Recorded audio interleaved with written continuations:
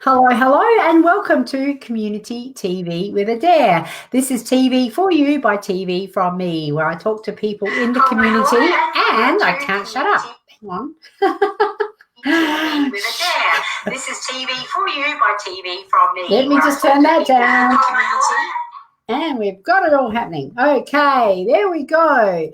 I talk to people in the community who are doing amazing things to add value to the lives of people around them. It could be meditation, a yoga class, learning to cook, reading, tarot cards, healing, physical fitness or gardening, whatever you're interested in, it's going to be covered here.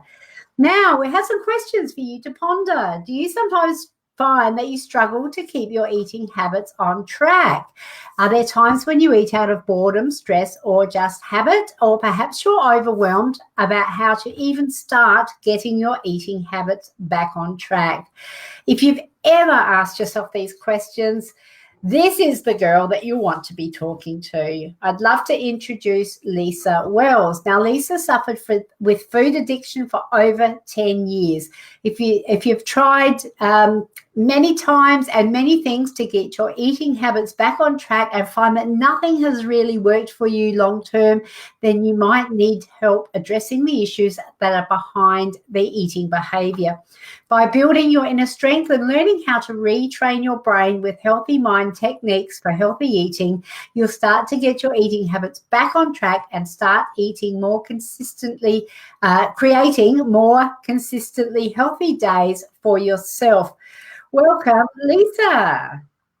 And I'm just popping you into the show now. It seems to be a bit of a lag. I can hear you, but I can't see you just yet. Bear with me one moment.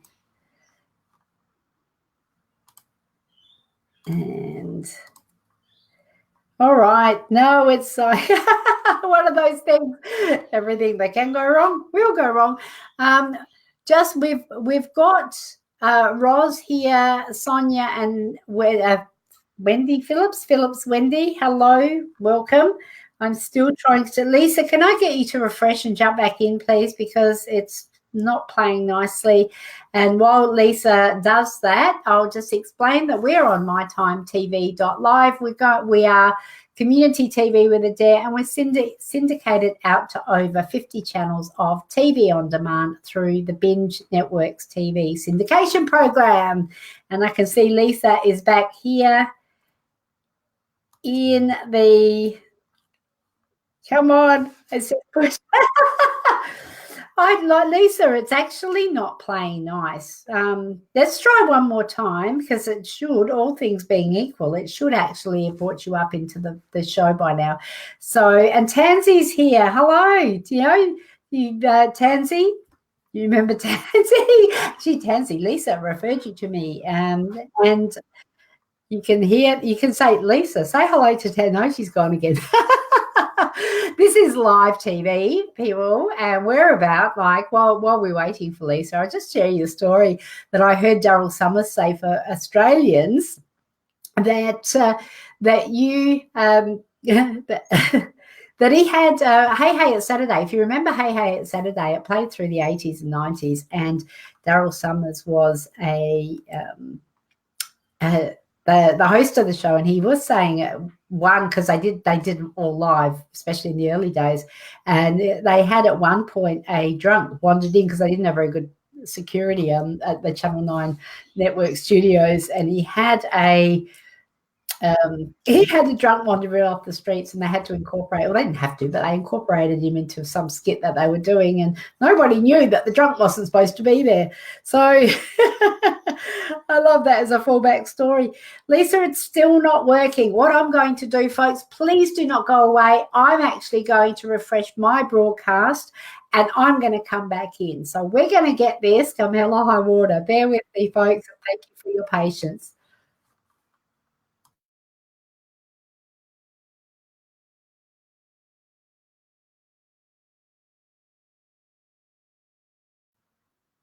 Okay. Yay! It worked! I get so excited. Awesome. Now, right, Took a little while, but we got there. And what I'd like to do is invite you to, if you're watching us live, welcome. And please remember, this information is critical for a lot of people. And I would assume particularly women. We'll talk about that in a moment. But please invite your friends, share this, and make sure the people who will benefit from this information get to see it, either live or the replay. Now, Lisa. How are you? Hi. Yeah, I'm really well, thank you. So happy to be here. Thank you for this opportunity. I'm just really pleased that you're here. And you hail from the lovely Adelaide Hills, I believe. Yes, I live in the Adelaide Hills now. I'm a Queensland native, so struggled through another winter in the Adelaide Hills. Oh, my God. Say school. No, just joking. Just joking. I'm heading up to Queensland on Saturday, so I'm up there for warmer climes. I was going to say, how do you cope with this? Yeah, just you have to just one day at a time, and I have to be the own sunshine in my life, if you know what I mean. Oh, I love it. I love it because too often we do have, and I know it affects me when you don't see get enough sunlight, that you do, your mood gets a bit depressed and you do tend to do things that you wouldn't otherwise do if you were a bit happier, which is a lovely segue into, you were saying that you had, we actually met at the Enlighten Adelaide Festival, and I was really impressed with you and your energy and what you're doing to help people, and I'm all about helping people, and so I'm really glad that we reconnected. Now, you were saying that you had a food addiction for over 10 years, and do you want to share with us a bit about your journey and how you came to be helping people with this today, because it's a magnificent thing that you're doing. Thank you. Yeah. So I guess now when I'm looking back, I can see that I had food addiction for 10 years. And it all started when my son was born. So he's 13 now. And so when he was born, I didn't really know what was going on, but now I do. So what was happening is I just loved this little baby so much. And I was so flooded and overwhelmed with all the love and emotion that I was feeling for my baby, and I wasn't taught how to deal with emotions growing up. And I know a lot of other people in our society and around the world, we're just not taught how to deal with our emotions. And so I wanted to feel better, and my brain wanted me to feel better. So I took a bit of solace in food. So chocolate for me was what it was. And it just made me feel better. So, you know, every day I might have a bit of chocolate. Without sort of realizing what was actually happening. I would do it because I enjoyed the taste. It was delicious. And it also made me feel better. And because when you've just got a new baby, you're not really drinking as much. So, you know, before that, it was kind of, I used to drink a bit. And it just got to a point where I just started wanting to be healthier because I was putting on weight from eating chocolate every day. And you would eat sort of a bit more and a bit more each day to get that kick, you know, that dopamine. The receptors in your brain are sort of calling out for it now because it's become such a habit, and it does become an addiction to the sugar. And it's a habit that you feel that you don't have the strength within you to overcome it. So every day, every week, I was waking up wanting to eat healthier, wanting to eat better, and I just couldn't. And by 11 o'clock in that morning, I would have my hand in the cookie jar. And I couldn't understand it, and it really affected my self-esteem. It affected my well-being. And so I would go to the doctor. They put me on antidepressants, which for me personally, I stayed on for a little while, maybe 12 months or whatever, and then I realised that things actually aren't getting better. It's like a Band-Aid. I wasn't addressing any issues, or I wasn't moving forward. I was still stuffing my face, so to speak. So I have a saying that each day we have the opportunity to face our stuff or stuff our face. Oh, you got the magnet. Yes. I came prepared. Here's what I prepared. Yeah. And isn't that handy to have on the fridge? I love this. Love this. Each day I have the opportunity to face my stuff or stuff my face.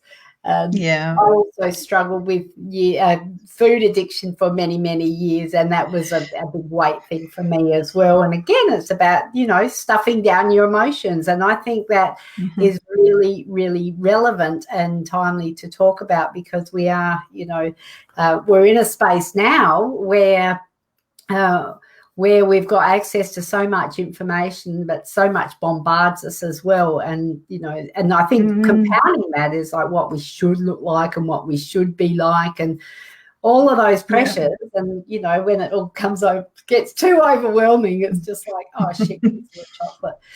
So no, just give me the chocolate. Yeah. Just give me the chocolate, make the pain go away. I understand that all too well. We do have a couple of other people who have popped in. Alice must be up in the hills as well. She says it's been freezing up there. Cool. And Roz, my dear friend Roz, who is always got my back. She does live streaming as well, and she understands. Jezza's here. We love you, Jezza. Thank you for joining. And Wendy Phillips, or Wendy Phillips. I'm not sure which. I think it's Wendy. Says you stress eat. I'd just like to invite you, if you have any questions that you would like to ask Lisa, please do type them below, and we will see if we can get them answered. I'm putting you on the spot here, but that's okay. Happy to do that. So just share with us a little bit. So you were saying that you just you had your baby, and then you were overcome with emotion. You didn't know what to do with all that emotion, so you chocolated it away. And then what happened? And then, so it was just like a yearly occurrence. Every year around January, I'd go to the doctor and I'd go on the mental health plan and I'd go and see psychologists and all that kind of stuff. And I mean, I'm sure all that stuff happened. And something that needs to happen when we're trying to overcome food issues and stuff is that we need to be in a place where we are willing to accept the information that we're being given. Mm-hmm. So one of the psychologists I saw said things like, you know, you're not your thoughts.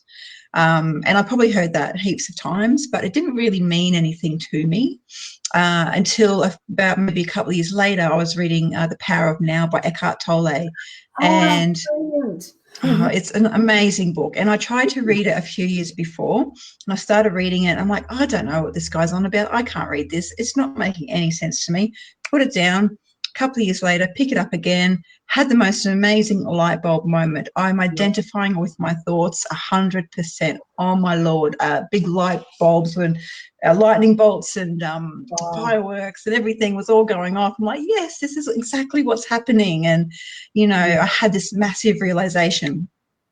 And having the realization is fine, but it didn't make the food addiction go away. I still had to kind of learn how to face my fears and face myself emotionally and what I was going through. So having the realizations are fine, but you also need to sort of back it up with small, consistent daily action of sort of proving to yourself that you can do this and you can overcome it. So there's a few things at play. Thoughts, you need to take control of your thoughts and not let them be in control of you. And there's things that you can do to get back in control of your thoughts as well. One of the things that when you said that you'd read it a few years before the Eckhart Tolle, do you say Tolle or Tolle? Tolle. I say Tolle. Eckhart Tolle. So one of the things with that is I actually picked up that book and couldn't read it as well. And then it was probably about 5 years later I'd picked it up again, and I was in a pretty bad place at that time with my life, and it wasn't so much food, it was alcohol that I was depending on to get me through to the next day and numbing emotions. But what I found was when it didn't make sense the first time, I was in a completely different space. Like I was ready to be woken up.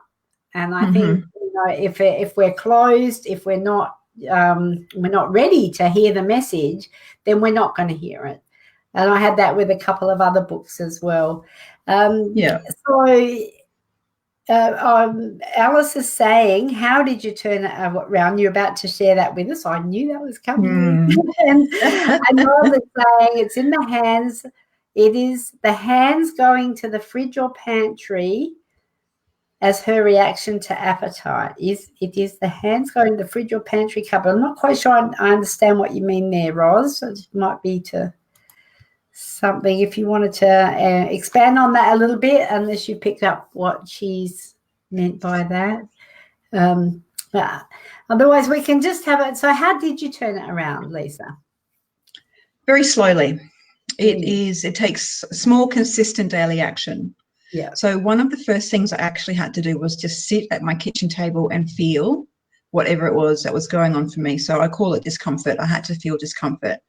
So before I was doing what I'm doing now, I was kind of in the angelic spiritual realm, and I was kind of doing angelic messages and stuff like that. And I just sort of intuitively got that message to, I have to feel discomfort. I'm like, man, I don't want to feel discomfort. Yeah. It's uncomfortable. Yeah, it is, isn't it? Yeah, so really, and I was really scared that 40 plus years of, you know, turmoil and shame and sadness and anger and embarrassment and frustration, I thought that would all come out. If I stopped eating chocolate and stopped suppressing my feelings, I really thought that that would all come out and I would spiral down even further than where I already was. Yeah. So it was really, really brave of me to actually trust in that message and feel discomfort.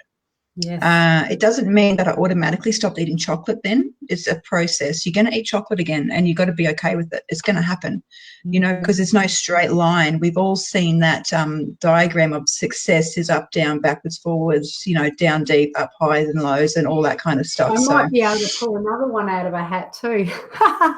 It's in somewhere. I've got papers that big on it anyway. Let's not talk about this, but I have actually, it's got your plans for your life and the universe's plans for your life. Exactly, that's right. That one, yes. Yeah, that's it. So learning how to just sit with yourself and get in touch with who you are. So you've got your thoughts and your feelings, but you're not your thoughts and your feelings. There's a part of you that's underneath all that. And that's what I train people to reconnect with themselves internally. So that part of them, that wise part of themselves, like we all have intuition, inner wisdom, deep knowing, and that's in us. And it's, to me, I believe that's who we were before we came in here, and it's who we're going to be when we leave this earth as well. So we can access to that part of us and connect to that and build up our inner strength through just sitting there in meditation or mindfulness and just connect to that part by just feeling what you're feeling in your body. Yeah. And I literally would just sit here at the desk with my timer for 5 minutes and my eyes shut and just going, what does my connection feel like? And just try and come back into my body again. Yeah. So that's a really good process that you can do for yourself. And I kind of describe it like when you are singing your favorite chorus of your song. For me, I love Ed Sheeran. When I'm belting out that song and that chorus lyrics, you're connected to something, aren't you? And you feel joy and you feel happiness. And to me, that's the same feeling as if you're connected to yourself, your true inner self. That's the same sort of feeling. Yeah. Yeah. And Roz has said that the habit supports addiction. So that's what she was saying, the hands going into the fridge or pantry, that's her reaction to appetite. I think that's what she's saying, the habit supports the addiction. And then she's saying about the teacher, when the student is ready, the teacher will appear. And Brooke is here. Welcome, Brooke. Thank you for joining us. So and we are on mytimetv.live. We are syndicated out to 50 channels of TV on demand by the Binge Network syndication program. And if you know of anybody who would benefit from this information, please let them know, because I'm sure Lisa's going to share in the next little while some more tips and an amazing resource that she's got happening that we can tap into to help us. So when you're saying you're sitting there with yourself, is there stuff that you need to do beforehand? Because a mindfulness is, things like every time you do something that you want to better your life, it comes down to mindfulness, gratitude, and forgiveness. They're the three things that it always comes back to for me. I don't know if it's the same for everybody, but when you're saying be mindful and sit, what if you can't? I would suggest just starting with a minute. You should be able to do a minute. I don't like saying should, but do what time frame will work for you. So the thing with what we do when we're overcoming these things is we're doing small, consistent daily action. It's got to be doable for you. So when I work with people, I'm like, okay, well, this is the deal. This is what will help you connecting to yourself. And they're like, well, my mind is too busy and I can't stop racing. Okay, well, do you think for 30 seconds every day you could do this? So if 30 seconds is doable, do it for 30 seconds, and you can do it for 30 seconds 3 times a day. And it's like any muscle. You're training this new muscle within yourself to be connected to it.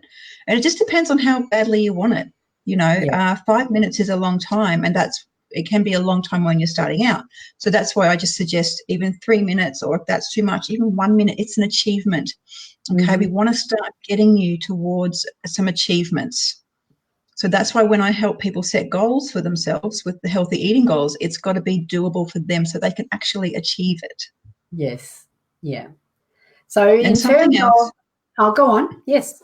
I was just going to say something else that people do or they just want something to fix them now. Because there is no one thing that you will find on the internet that is out there that is going to fix you now, because it's all internal work. It's all inside yourself. And it's one thing that I say that will help, and that's small, consistent daily action. Really, to me, that's the only one thing that you need to do. So connecting to yourself each day, that's going to help you. That's, small, consistent daily action. I can't say it enough. It will help you overcome it. So that is one of the big tips that help people through. I think that's brilliant, and I really do think that it is something that we all need more of for any issue. But the small, consistent daily action. I really love what you said about the 30 seconds. If you can't do a minute, if you can't do 3 minutes, if you can't do 5 minutes, and it is absolutely a muscle that you're being mindfulness and doing things like meditation is something that you have to practice at, and you need to, and wanting it. And that's part of also valuing yourself and knowing that you're worthy, I think, of having that, giving yourself the space to do that. And this is actually a note to myself, because I keep saying, I'm going to do it, I'm going to do it, I'm going to do it. And it's usually when life goes to shit and I go, oh, shit, I haven't done it. So when it's ticking along nicely, it's like, oh, okay. So I think that's it. I think that's also something that's really a good idea too. If you're, when your life's going well, it's about how do you make it become even better. So let's say we're sat for. Another thing I was going to say was I heard a Buddhist monk say at one point. He said, if you can't meditate. If you don't think, because when we think about being meditating or that type of thing, it's like, sitting on the, getting out the yoga mat and sitting on the side of the hill chanting Om. And, there was a seminar I went to once where they said, just sit up in bed. Don't lay down and do it because you'll go back to sleep, but just sit up in bed and do it in the morning. And this other one, this monk I heard say was, you can meditate anywhere. You can meditate for 3 minutes or just do it, because it's just about stopping and being mindful and bringing yourself back into your body. And he said, if you're conscious of it, you just have to, even if you're in the supermarket checkout and you're just bring yourself back to yourself and then just breathe and count your breath for 3 seconds and boom, you've meditated. So that's it. And everyone goes to bed and everyone wakes up. So if you set your timer for like a minute before you go to bed and just practice, that's a great time to do it, is in the morning. And that's our most powerful subconscious mind times as well, before you go to bed. So if you want to reprogram your subconscious mind for anything before you go to bed and as you're waking up in the morning, are the two most powerful times of the day to do that. So one of my other biggest tips is that to overcome this, those times when you don't feel like it, when you don't feel like doing it, those are the times when you need to do it the most. Yes. And that's how you overcome it, by proving to yourself that you can do it. Yes. So that's basically you taking control back, because it's the thoughts that are telling you, I don't want to go for my walk, it's too cold or whatever. But, it's those times when you are not feeling like it, and when you do it and you overcome it, that's the triumph there, baby. I'm telling you, that's the gold, isn't it? It is absolutely. And how good that feels. And then you can, it's, I got myself addicted to gym. Okay. Yeah. And like I said, it's good to have that, those neurons firing rather than the ones that you're addicted to staying in bed in the mornings, So And it was just great. And even though I didn't want to get out of bed and go, after a while, it was like I was compelled to. I couldn't not do it, and I don't like double negatives. There you go. So, so it is possible to do it, and it is absolutely. Yeah, and again, it's just starting off with the small steps. So, for example, if you the nighttime snacking thing, set a timer for 5 minutes and just push that back 5 minutes. So, say for example, you want a nighttime snack, and so it's all there. You've got it organised, and you just kind of wait 5 minutes. And so this is tying in with those moments when you don't feel like doing it. Start small. Just give yourself a 5-minute break and just sit there and feel your feelings. And then if you eat that food afterwards, it's fine. You have to be able to eat that guilt-free and just focus on what you have done that was positive, which was you felt your feelings for 5 minutes.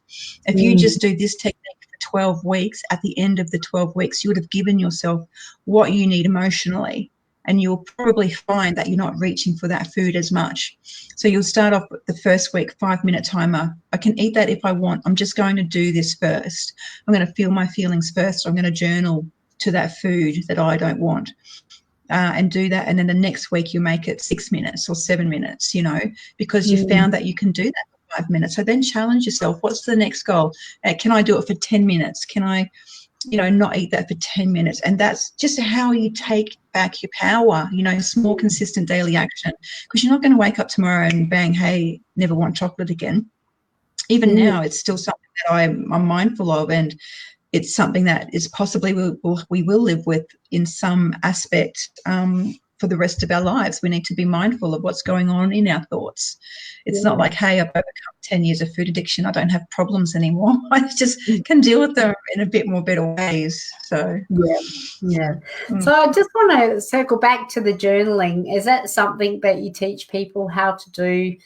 Or because journaling has been a really critical part of a lot of healing work. So I teach a 3-step method, and this method that I teach is to do with your subconscious mind. So what's happening is your subconscious mind, its job is to protect you, and it thinks it's protecting you doing this eating thing. So the job of the mind is to keep you toward pleasure and away from pain. So when I was feeling emotional pain when I was a child, I didn't actually have the resources or the skills to know how to keep myself safe or to know what to do if I was feeling intense emotion in my childhood. And so, I had a pretty emotionally intense childhood at times. And in those times, my subconscious mind has gone, right, it's not safe for you to feel your feelings. I'm coming in. And then in these times, in the rest of your life, if there's intense emotional pain, I'm going to come in and I'm going to help soothe you. It's my job to keep you safe. So here, have a block of chocolate. Because it knows that I want to feel better. And this is one way that I can feel better. Yeah. So that was in a program that was programmed into my subconscious mind at a young age, and I didn't ever reprogram that program. So it kept running and getting stronger. It's always running in the background 24/7 every single day, getting stronger and stronger to a point where you're addicted. And that's when you have to reprogram it, and that's what we're doing with retraining our brain and communicating with our subconscious mind and letting it know that this behavior is actually hurting us now. So your subconscious mind doesn't want to be hurting you, and you telling it and feeling the pain that you're feeling will alert it to this fact that this behavior is hurting you, and it will then find other ways to help you. That is brilliant. Letting it know. I think that's a really good message. We've got Jasmine here who would like a card or some guidance about her love life. Jasmine, honey, we a collaborative project here on mytimetv.live, and we do have many presenters who present on a range of different topics, and we have some amazing psychics and card readers. In fact, one of our stellar card readers, Roz, is here with us today. But she's not on she's not on the program here. So what I'm going to suggest, Jasmine, if you pop back in, I think there's Tuesday. What are we now? It's Wednesday. I think it's Tuesday. No, it is Wednesday today, yes. Tonight, I think we do have some psychics on tonight, and also Roz is on every Tuesday. Roz, when else are you on? But Jasmine, I don't do card readings, and I'm here with Lisa Wells talking about food addiction and how to overcome that and live a healthier life.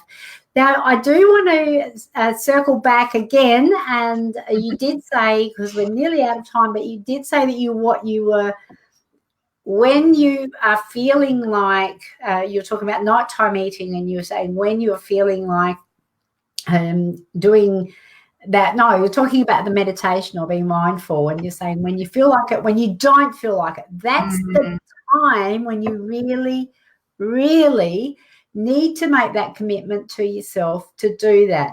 Now, we were having a conversation earlier, and you were talking about a Facebook group that you have going, and the focus is on helping people get committed to themselves.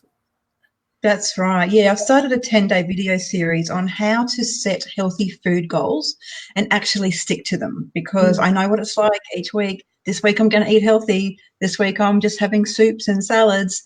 And, where is that part of me that's making these healthy promises when my hand is in the cookie jar? That's what I always wanted to know. And why couldn't I be addicted to lettuce instead of chocolate? Yeah, I know, right? So there's those times when you feel strong and you feel like conviction, yes, I'm going to do it. And then that may run out, a couple of hours later or whatever. So I know one of the biggest things that does our heads in with the food thing is that you're constantly breaking promises to yourself over what you're going to eat. So I have my Facebook group, how to set healthy food goals and actually stick to them. And we're in day 2, but you can join up now. It's totally fine. The women, I'm guiding them on how to set food goals, healthy food goals that they can actually achieve. And they're posting in there. About 3 of them already today have hit their goals already today, and they all hit them yesterday. So it's really, really supportive, and it's safe, and it's just a place for 10 days that you can get some really high touch support, just to know that you can actually do this and what is involved in being able to do this for yourself.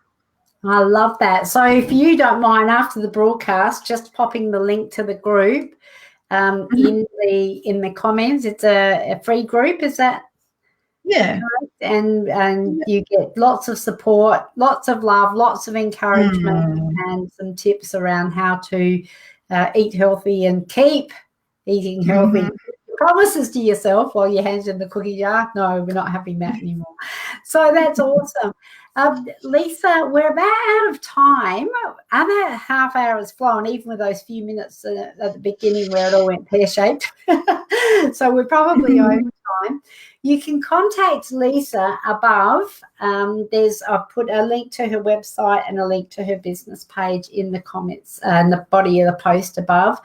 And we did do a little trial run about this. Let's see if I can get this happening. And we go, I'm taking my glasses off too. Yeah. So now we're going to line our faces up. I'm going to put my head a bit closer, and we smile. Oh, dear, it's all back to front. Hang on. There we go. I know. Smile for 5 seconds. Jeez. And we're done. Awesome. And that will make a nice little screenshot for us, so I can add to my portfolio of amazing people that I have here on Community TV with Adaire. And Roz has also popped down here when she is doing cards and what's happening. So just have a look down below in the comments thread when you can.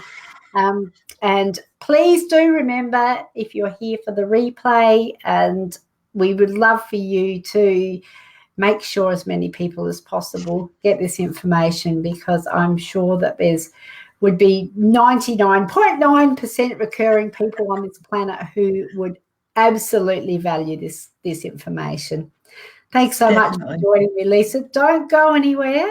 I'll just pop you into the lobby or the green room, and I will just wind up the show. Thank you. Thank you.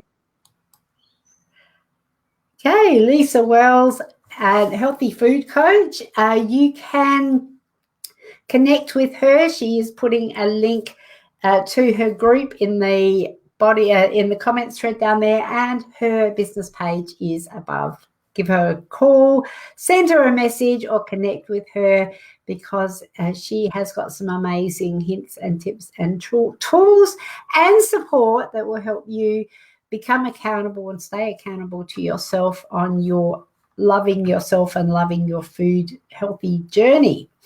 Don't know if I said that right. I'm sure. Okay, so I'm Adaire Palmer. This is Community TV with Adaire. We are on mytimetv.live, and we are live streaming out to over 50 channels of TV on demand through the Binge Network syndication program. And if you are on any of the pages that we partner cross-post, like Be Live in 5 or Women in Business Adelaide, we've got about dozen pages that we cross post on, and you would like to come over and have a conversation even after the fact, you're more than welcome to come over to mytimetv.live and find us and put a comment here, because we can't always track the comments when we've cross posted our broadcast to other pages. We also have a live watch party happening inside of the Women in Business Adelaide community, and so if you're watching there, I will invite you also to pop over here and grab the links for catching up with Lisa. Have a wonderful week, everybody. We look forward to seeing you again next Wednesday at 2 p.m. Australian Central Standard Time for Community TV with Adaire. Bye for now.